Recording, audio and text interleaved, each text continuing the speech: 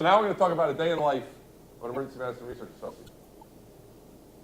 What we're going to talk about is what we want you to do with the studies. And this is, in some ways, we've gone over some elements of this. I want to put it together so you get it all in one framework. Okay?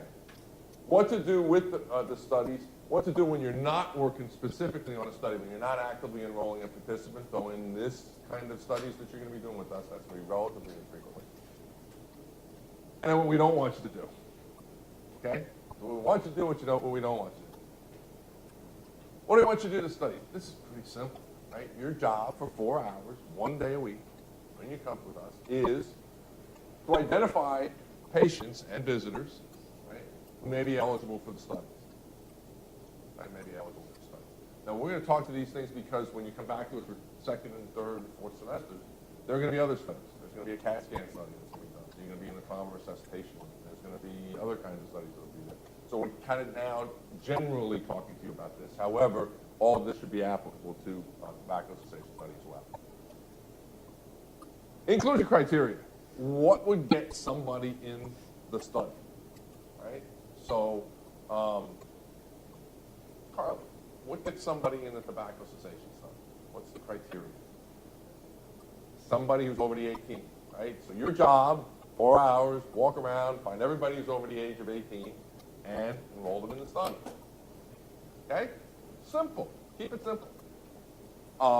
And I'm going to go back and forth between the compare and contrast, right, to a CAT scan study, let's just say. We haven't got the protocol together, but let's just say that it was, the criteria might be the activation of a trauma code, right? The activation of the trauma system, where the overhead say, we have a trauma that's coming to St. Vincent's over the radio and the ambulance, and it's announced over the system in the hospital, brings all the surgery residents and surgeons and everybody down to us, so we're ready to take care of the trauma patient. Let's say that was the including criteria.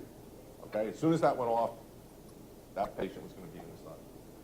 So if somebody came in and had trauma, but wasn't a trauma activation, they wouldn't make it, right? Make sense? Okay. Of the people who are potentially in the study, the next step is to identify, are they excluded for some reason? Okay? Are they excluded for some reason? So let's think a little bit about what were the exclusion criteria for the tobacco cessation study. Darren, give me one. What was the one reason I couldn't be in the study? Doesn't speak English. Why? Because we have a follow-up component that's there, and we don't know that the RA who's going to be calling back is going to be able to speak Hindi or Spanish or Norwegian or whatever, right? So we have to know that the person up front speaks English. Excellent. Andrew, give me another one. Can't understand what they're saying, right? So the potential participant, you speak to them, and they don't understand you for whatever reason. What might be a reason they might not understand you? Maybe. They might not know what the word is. So they might not understand the word, but you could do something about that. What would you do about that? Like, okay, sure. So again, we want you to say everything word for word, but clarifying statements, clarifying questions are okay once you've done it the way we ask you up front. Okay? Good. Excellent. Now, if the patient can't understand, the potential participant can't understand you, Kelsey, what would be the converse of that, right? The patient visitor can't understand you, or you, exactly correct, right? So either when they're speaking, you don't understand them, right? Or you say to them, have you ever smoked cigarettes? And they say, the planet Mars is speaking to me through my earphones, right? The lights are on, but not everybody's home, okay? More likely, it's going to be some form of altered mental status, intoxicated, drugs, head injury. They get better, then they won't meet exclusion criteria. Or, oftentimes, dementia would be something that would be like that. Right? So you get the idea, okay? Inclusion criteria, yes, they fit to be in the study. And exclusion criteria, yes, of all the people who could be in the study, these are those who cannot for these particular reasons. Okay, cool. You can obtain demographic, historical, and physical exams and demographic and historical information, right? Again, as we said, you don't have to have MD at the end of your name to say, what's your address? You know, what's your telephone number? How old are you? Right? And historical pieces, which is really what you're doing in the tobacco stuff, right? You are taking a detailed tobacco history. Actually, even a physical exam. We did a study on ankle injuries down in the Bronx at Lincoln and at Bridgeport and at Yale. 300 some odd subjects in the study, 9 pages of data. What do you think of the chances you can get an emergency doctor, emergency nurse to do 9 pages of data in the middle of a busy day at the emergency department? None. And research associates, we could train RAs to examine somebody's ankle. We wanted to know whether they could, the thing called the Ottawa rules, which is basically it tells us when we need to take x-rays of ankles and when we don't, okay? And we went and put a cold compression, did it once, then put a cold compression device, basically a big bladder filled with ice water, squeezed all the edema out of there, and then did the Ottawa rules again to see if there was a difference. We could train RAs to do that, right? They could be experts at, how hard is it? You push here, you push there, you push there, and you push there, and if they say ouch, then you get an x-ray, and if they don't, you don't. Not hard. But we train them about the anatomy, the pathophysiology of ankle injuries, of treatment, all that stuff. Relative experts on a particular piece, including physical exam. It was kind of cool. Now, they didn't know anything about the knee or the hip or the chest or anything else. They knew a lot about the ankle. Reading the informed consent. Okay. In the tobacco study at St. Vincent's, it is a verbal consent. Part of the piece that you saw in the NIH study, NIH training course that y'all did, has a piece about verbal consent, when it's legitimate to do that. And actually, we didn't even know that. I didn't even know that until I took the course. You know, we've always done just straight written consent. And we took the course and we said, wow, look at this. This could really make things a whole lot better. And it did. Really increase the number of people taking the study. If you fit the criteria, right? You gotta fit the criteria. What you have to understand is you are here to help the investigators. Who's ultimately responsible for the study, right? The investigators. So Dr. Raluzzi, myself, the chief RAs who are on the study, we're responsible for that. In the national study, people that we talked about who are on basically the executive committee of that. Okay. But we can't do it without you. So you're here to facilitate, to help make it happen. All right? What can you do when you're not working on a study? Relatively infrequently for you, we hope, because there's always somebody in the emergency department. That's why we want you to do the Trowbridge rule, following room to room to room. When you finish, go out and do it again. In the middle of all that, you know, the emergency physician comes up to you and says, "Listen, I'm going to reduce a shoulder over in room 12. You want to see that? You want to see me do that? Yeah? Okay, fair enough. Come on ahead. Can you do that? Sure. Right? Hey, this is all to your good. Spend an hour watching them reduce the shoulder? Hopefully it doesn't take us an hour, right? Really pretty quick most of the time. No. Right? 5 minutes, 10 minutes? Okay, I'm good with that. Right? More than that, hey, listen. You get folks in the study, do well as a research associate, go to medical school, you can watch them reduce shoulders until you're so sick of seeing that, you can do them yourself. And you become an orthopedic surgeon. Get the idea? Do this well, down the road, you can do it for real. And have fun doing it. Okay? So we want you to see and observe and watch. We don't want you to spend 2 hours. We don't want you to really spend more than about 10 minutes. How is this going to happen? Here's how it's going to happen. They're going to come up, Kathleen's going to be in the room, right? And they are going to, in comes the doctor. And what are you going to say when the doctor comes into the room? Would you like me to step out? Okay, would you like me to step out? Right? There's really only 2 things we want you to remember. That is, you have to say, they don't initiate it, you do. Would you like me to step out? And that's okay. The doctor or nurse will be in for you in a minute, and you bow out, right? And you want to get out of there. Fair enough. But I'm the doc. I see Kathleen in there. She says, would you like me to step out? And I go, no. You can stay, no problem. And I'm going to reduce the shoulder, right, on this patient. Terrific. Stay, watch, boom. You're in the middle of watching. He says, I'm going to do a complex facial laceration repair. You ought to see this. Okay. Thumbs him up, starts going. Takes him an hour and a half to do. Hopefully not.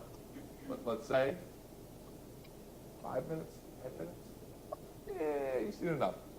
Dr. Jones, I need to go out and, do more stuff. I'll be back because you want to finish enrolling that patient as well, right? Okay, cool. Very good. You get the idea. You can watch, help. If they ask you to do something that's pretty simple, would you turn the light on or other stuff like that? No problem. If they say, I want you to do anything that's medically assisting, you have to tell them you can't, right? Just can't do that. So you can help. Give me a blanket.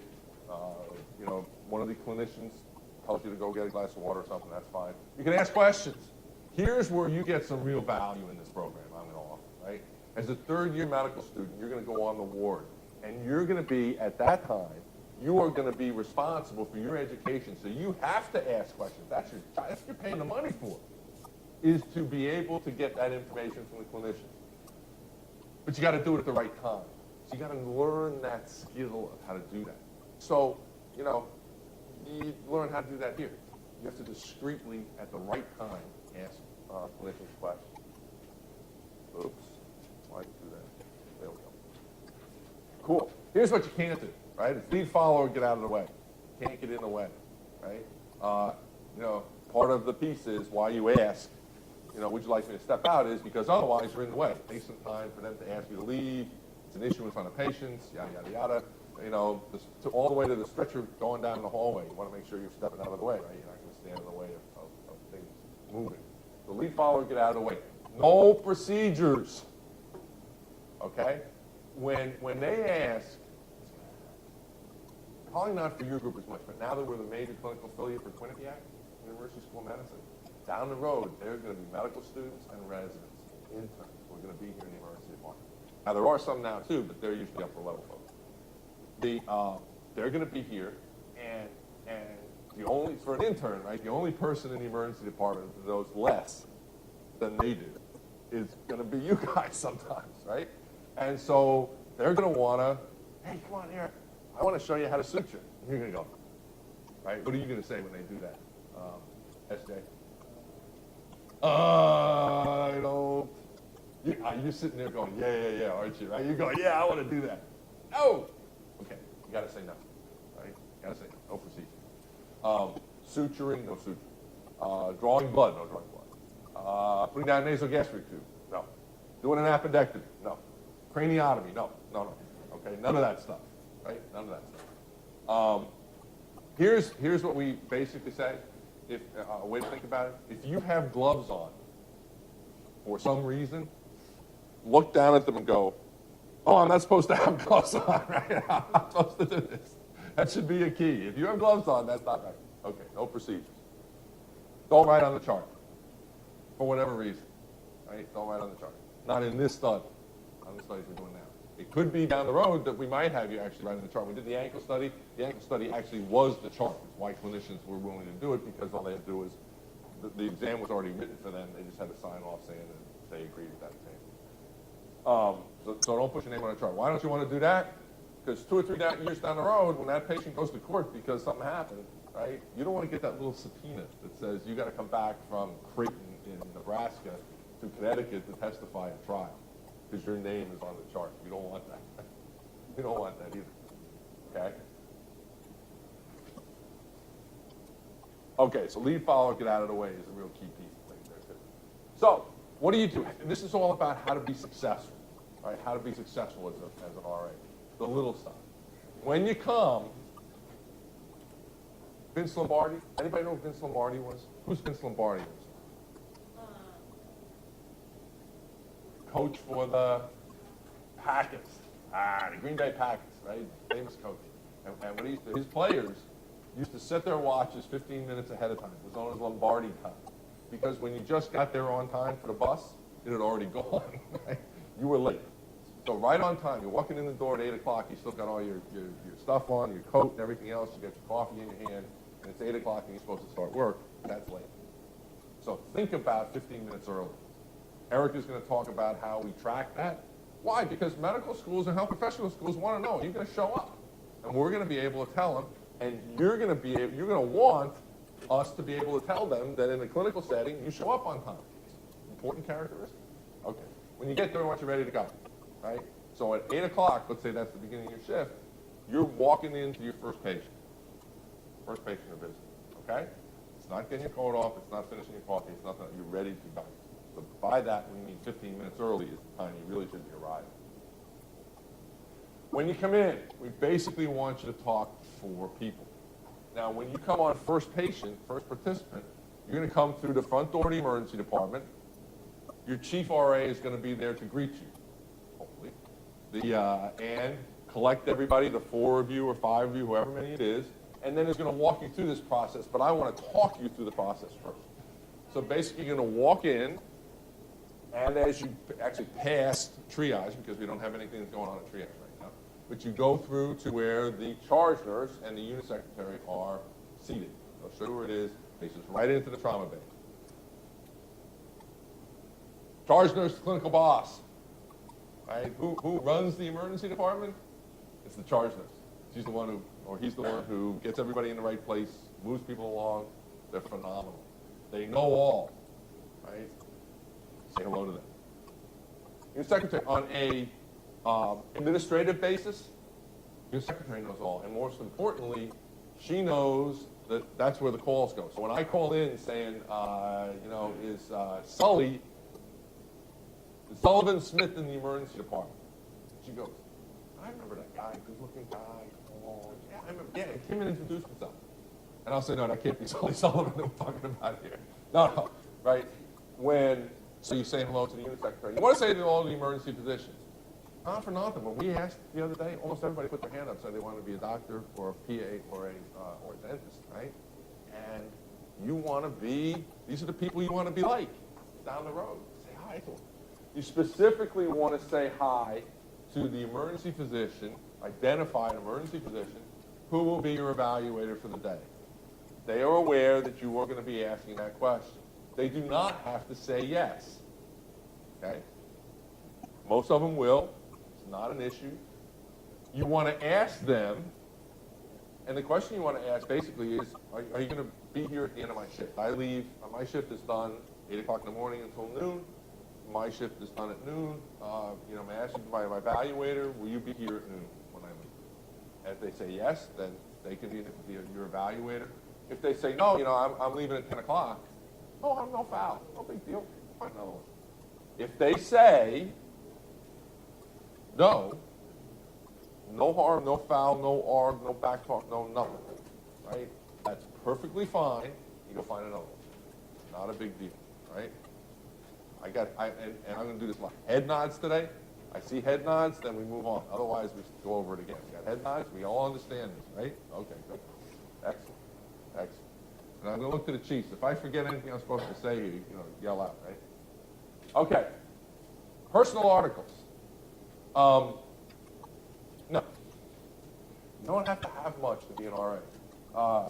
Victoria, stand up, please. Victoria has all she needs to be a research associate, right there, right? You in a green shirt. Okay. You don't need your bags. You don't need your backpack. You don't need your computer. God, not your computer, right? You don't need, you need your coat. So, Kelsey, I'm sorry, you can stay seated. You get the idea, right? You can have your coat, that's fine. There's books and stuff down there, I think.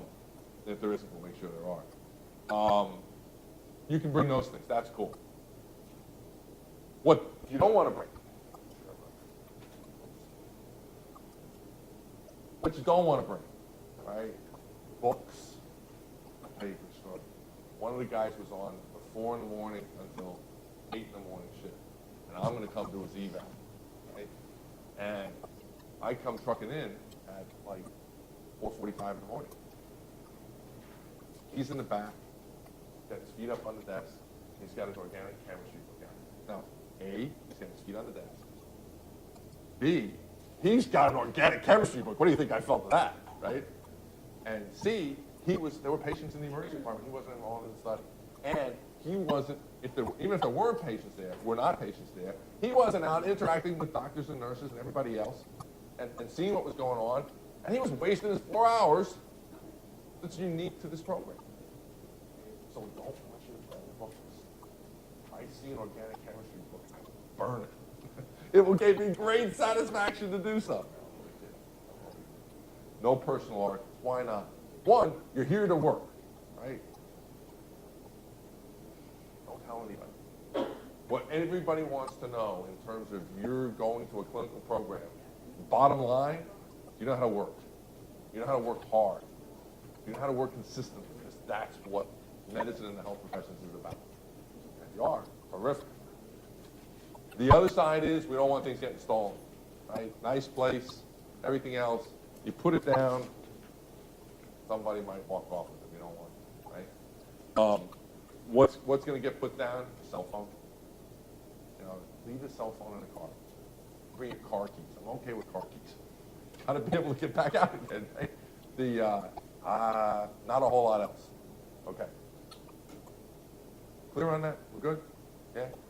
You know, if something gets stolen, I'm going to go, hey, Pasto Azul, in the middle of the, look, wait, turn around. What do you see? Thank you. Very good. Excellent. Mike, you have SJ to thank for an edit to do here. Got it. What do you mean, don't worry about it? I just thought we got to edit it. Your sign-in checklist, we already told you who to report to. During a shift, you got to be visible. You got to be out there. One of the best things that happened was we used to have rooms where the RAs were and had a door. The worst thing ever is to have a door. There's no door in the RA room, right? And right across from you are people we have told that RAs should not be hanging out in the room, that they should be out walking around the department. So if you're hanging out there, right, you have to go back and do your work. That's perfectly fine. If they see you there for a half hour, they're going to be sitting going, you know what? Hey, you got to get out there to do, right? Or worse, when I come in to go, you know, that last RA, you weren't working for it. They were kind of hanging out back here in the coffee. So we don't want you to do that. We want you out there and be invisible. Be active. Indeed, be proactive, right? Nobody is going to take you by the hand, grab you by, well, you don't have ties anymore, grab you by the collar and walk you into a room and say, why don't you enroll this person in the study? The whole goal of the Research Associates program in terms of facilitating primary health care issues in the emergency department is you don't have to do that. You're not there. You're not getting in the way of clinical care. So, boom, you can get that done. You have to be out there, proactive, looking to move as quickly and efficiently as you possibly can. You got nothing to do, hanging out, you've talked to the docs, you've enrolled everybody that's in the emergency department in the studies, great. This is your chance to talk to sick people. This is what you're going to do for the rest of your lives. You've got to find out whether this is what you want to do or not. Just walk in. After 4 hours. You sit on a stretcher in the emergency department for 4 hours and see what you'd like to do. You'd like to talk to somebody. That's perfectly fine. But after you have done all the things you're supposed to do, right? After you've done your job. Great. Departure. Okay? Mommy doesn't work here anymore. Okay? The neatness and tidiness of the RA area, making sure all the paperwork is done, making sure all the papers are in the right place, making sure all that stuff happens is your responsibility. And we want you to do that in a way that the next person that comes in has everything ready to go for them, just like the one before you did for you. Okay. Checklist. We have checklists for like everything. You want to give your forms to the emergency division about a half hour before the end of your shift. Okay? You want to make sure that when you give the evaluation form to them, they understand they got to put it in the blue box. When you come in and look in during your first patient with us, we will bring you to the blue boxes. You don't want to get that form handed back to you. Why not? Quite frankly, I'd be perfectly happy to show everybody their evaluations, we do on the mid-shift and end of semester evaluations. We show you, talk to you. It's all about quality improvement. However, for the formal evaluations, we're going to send them to your health professions advisor. You don't want to have contact with that because your med school interview, they say to you, listen, Ryan, did you have access to your letters of evaluation? You have to say yes. They take and discount that letter of evaluation because they're afraid then that person won't say something negatively about you because they're afraid they're going to get sued. Me, the law that we've reviewed says that unless if I'm malicious and other stuff, I'm not. But this is an evaluated experience. We've told you this all up front, right? It's like organic chemistry. Not everybody gets an A. Everybody can get an A, and most of the time they do. But we're going to tell you, if you need improvement on something, it's all about improvement, right? And I don't have any problem with that, except that I also don't want your evaluations to be devalued by the medical school because they've been given to you. So in the doc, and it's going to happen, the doc's going to say, Megan, here, would you put this, I'm busy, would you put it in the blue box? You say, listen, Keith told me I can't do that. Blame me, right? They know that you guys are going to blame me for everything, and that's perfectly fine. I'm happy to take on the burden. But you want to make sure they put it in the blue box, not you. What are they going to do? They're going to stick it in their pocket. I would stick it in my pocket if I'm busy, right? And at some point, I'm going to take it out of my pocket, finish it, and toss it in the box. It happens probably 90% of the time. Is it 100%? No. We don't expect it to be 100%, but it's most of the time that happens. Good. So, what are you evaluated on? What are the gross things you're evaluated on? Punctuality. We're going to go to the second. Eric, it's the second, right? In the new system? Punctuality?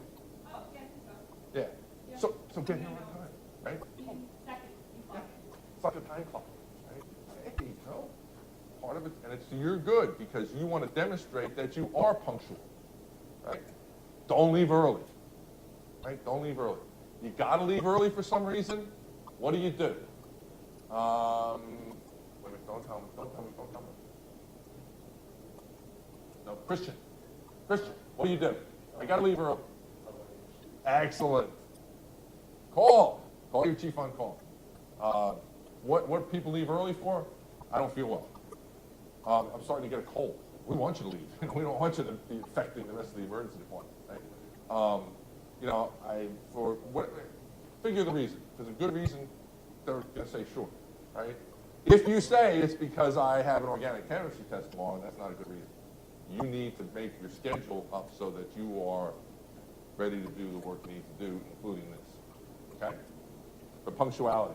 So arriving on time, early, better, and not leaving early. And we count them. Cool. Attire. This should be easy now, before it's shirt, tie, and other stuff. But we want you to go over again, right? No hoop earrings, no other prominent jewelry, wearing your shirt, no perfume, no cologne, slacks, no jeans, no scrubs. I'm looking to Mike. Closed-toed shoes? Closed-toe shoes. I'll get that right sometime. And hose, socks. Okay? We good? Yeah? Head nods? We're good on that, right? Keep it simple. Shirt tucked in. This is about looking professional. Right? Are you willing to sublimate? Hey, the style is to have these bags out and that's my style. No. Right? Were you willing to sublimate your style to the requirements of the emergency department to look professional? Cool. And then professionalism. Right? Emergency physicians, as we're walking around, you're smoking and joking, right? That's not professional. If you're not being, you have to be dragged out to do something in the study, that's not professional. We want you to act professional. Here's your chance to show those of us who are already in the sorority and fraternity in medicine that think of it as being the pledge to that, right? And you're the pledge that should be in that sorority and fraternity down the road. This is your chance to show us by how professionally you act. And then productivity. Not only are you productive in your during a given shift with your evaluation, but as we're going to show you about the numbers that you do, that you're out there and working hard. Okay, how does the program do well? The RAs help me get my research done. I love to hear that. I love to hear that. The RAs make my work easier. The emergency department now expects green shirts. They expect you to be there. They know when you are there that patients like it because another person is coming in during their visit and is adding value to their care. Right? That's a very positive piece that happens from research associates. So they make the work easier. And they're enthusiastic and caring. Right? Enthusiasm in medicine goes a long way. If you as a clinician are enthusiastic about the next patient you're going to see, the next patient you can help, that's infectious. Not only for you and to that patient, but also to their family, also to your staff. Everybody around gets raised up. You want to be the person that makes everybody else better by your enthusiasm and your caring for patients. I'll tell you, that has not been an issue or problem for research associates. Okay? It just hasn't. You guys have been your predecessors have been terrific. I'll show you how terrific it's been. The opposites are how this program fails. Now, we haven't failed in 18 years. Thought we were pretty close yesterday, but we haven't failed in 18 years. Leave, follow, get out of the way. You can't make the people's work harder. You can't be where you're obstructing any of the care, like you saw from the bad RA on the video, right? Or if you don't seem to be caring, right? If you're not a caring individual, medicine and the health professions is not for you. Okay? There are tremendous other things you can do to be of value to the world and to yourself and everything else and have a great time and fun. You can go to law school. You can do anything like that. But if you want to be in medicine and you want to be in the health professions, then you have to care about patients. And if that doesn't happen, career thought. We don't want you getting hurt. Okay? We don't want you getting hurt. You have to be aware in the emergency department. Okay? There is not a sign out there that says only nice people come through these doors. Right? It is, aside from the fact that that's why most of us are there, because we want to be able to take care of everybody without having to worry about anything else, any other characteristics about it. It is federal mandate. Federal mandate says you show up in the emergency department, you get a screening medical exam. Get taken care of. I think that's wonderful. But that means that there's no triage in terms of gotta be nice. And so we want you aware. We're going to talk to you a lot about safety this afternoon, so I'm not going to harp on this too much. But except at this point to say situational awareness is important to have in the emergency department. That is, if you're walking la-la through the tulips, that's not going to be good. That's how an RA could get hurt. And that's in terms of patients, right? In terms of you, there's one particular instance I want to talk about here, and that is if you don't feel well. And I'll tell you the story, right? We start this program in the Bronx. Hal Osborne is the chief of emergency medicine at Lincoln in the Bronx. He thinks, in his own mind, he's an idiot, right? This is never going to work, but I'm willing to try. The first RA he ever works with at Lincoln comes in on the shift. He's very nice, terrific guy. Now, became a big advocate for the program. Named down on the first paper. The big advocate for the program. But the first one comes in, and he says, okay, I forget what study he was doing, but this was an eligible patient. And the patient he was taking care of had what's called a pillar to post. And that is, you take a beer bottle, and you go over and you go, whack, upside the head like that, right? What happens is you lacerate, right, the skin, and then the galea, which kind of holds everything together, pops open, and it's a pillar to post. Laceration, opens wide up. Looks awful, right? In actuality, as long as the brain underneath is doing okay, it's not really a big deal. You know, nowadays, we just put a bunch of staples in there. No problem at all. But then it was suturing and doing stuff like that. Anyway, the RA walks in, she looks at it and goes, ew, this is whoop, falls back down, hits her head, gets a laceration. Now he's got two patients to take care of, right? And he's like, God, Keith, I can't believe you did this. What an idiot. Actuality, that RA turned out to be one of our best that semester. I think she was with us about 3 semesters. It was terrific. And, but if that happens, you start to get the little clammies little beads of sweat coming on the forehead, right? You're a little nauseous. The field and vision starts to narrow down a little bit. Your heart rate goes down. You get the idea, right? Sit down, okay? Excuse yourself, sit down. Put your head between your legs, and I can't say that. Put your head between your legs, and it will go away. It's a vasovagal episode. Right? If I had a nickel for every medical student who's walked into the operating room and had that and plopped on the floor, I'd be a rich guy. Right? It happens all the time. We just don't want you to make it to the floor. Right? We'd like to make it to the chair. Okay, so if you're not feeling well after winter, we don't want you getting hurt. Okay. Problems. Simple. Call the chief on call. That's why we pay them the big bucks, which they're all hopefully laughing back there. Can't get the chief on call, you go through the call list of the chiefs, call the chief of personnel. That's why we pay Erica twice as much as everybody else. And A, if you can't get anybody else, you call me. But B, I'm going to give cards after that. B, if you think it's something of a serious nature, and this is judgment call, you go, this chief needs to know about this right away. Then you call me. I'll use the example I'm going to use for that actually comes in we had a guy, right, walked into the room of a patient, starts the dental study, starts talking about, hi, my name's Keith Bradley, I'm the Emergency Medicine Research Associate, may I ask you about your dental visits? And the guy says, I hate my dentist. I really hate my dental assistant. I think I want to kill her. The kid was like, huh? I'm just asking you whether you went to your dentist or not. And rightly so, thinks this is something that's not in the script. Right? This wasn't what he signed up for. I didn't think this was going to happen. But did the right thing. Went to the nurse, said, this is what happened. And by the time the nurse got back to him, the guy had absconded and gone. Right?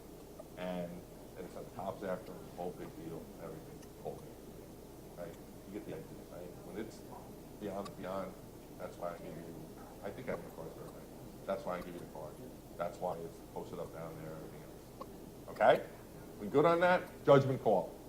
I think you got to call me. That's okay. Now, you got to recognize, while I have a cell phone all the time, it's a cell phone.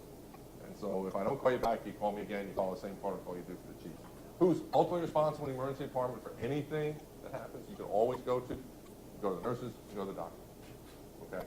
Something clinical that happens, somebody gets sick in front of you, all that kind of stuff, that's who you go to. But when it's something procedural, something you need to think about, I'm here. Please, Stephanie.